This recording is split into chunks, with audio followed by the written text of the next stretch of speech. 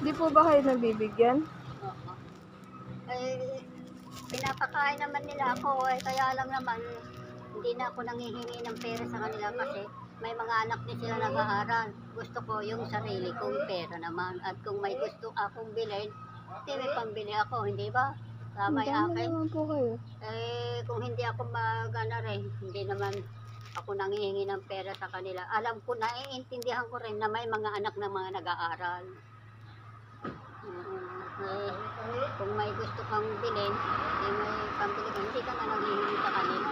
Pero sa edad nyo na yan, dapat may kasama kayo lagi. Kasi minsan mainit, minsan hindi mainit. Sa pulat sa kulay ng Panginoon Diyos, hindi ako nanghihingi ng pera sa kanila. Pinapakain nila ako, eh gusto ko yung sarili kong pera.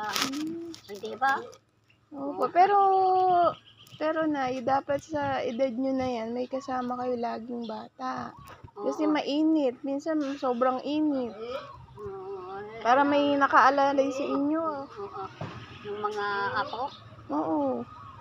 eh, nag-aaral naman sila. Hindi kung minsan naman di hayaan mo na lang sila. Basta sarili ko yung pandito, hindi naman ako nangihinging ganun. Kusa akong binibigyan, o di may pera ako. Gusto ko yung sarili ko. Di ba? Eh, kesa doon sa nanghihingi ka.